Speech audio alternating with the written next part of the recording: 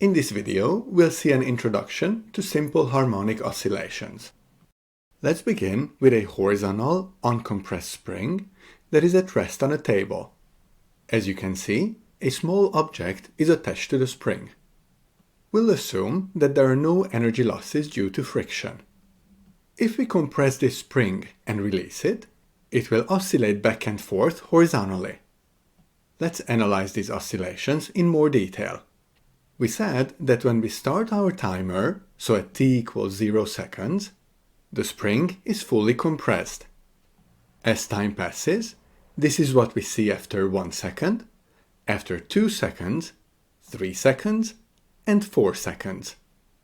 So for this particular object and spring, it takes 4 seconds to complete a full cycle or oscillation. The time it takes for the object to complete one full cycle or oscillation is called time period. Another related word here is frequency, which is defined as the number of cycles or oscillations completed per unit time, usually per second. This is the formula connecting time period and frequency, and for completeness, here are the variables. As we mentioned, the time period for this oscillation is 4 seconds. Rearranging the formula above for frequency, we get f is equal to 1 over t or 1 over 4 seconds. This is equal to 0.25, and since we are dividing by seconds, the unit is seconds to the power of -1 or per second. A unit that is more commonly used for frequency is the hertz. Let's continue by adding a simple scale to our diagram. At the center of this scale, the object is passing through the position where it was originally before we compressed the spring. This position is called the equilibrium position. You can see here that during one complete oscillation, the object passes through the equilibrium position twice.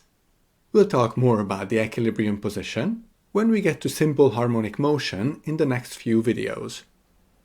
The two extremes on this scale, so where the spring is most stretched and most compressed, are called maximum displacement positions. This is the farthest that the object gets from the equilibrium position. We usually label the equilibrium position with 0. We'll discuss this further when we graph simple harmonic motion. Let's assume that here, when the spring is stretched to its maximum, the object is 20 centimeters away from the equilibrium position. This means that when the spring is most compressed, the object is also 20 centimeters away from the equilibrium position, but in the opposite direction. I will denote this position by -20 centimeters.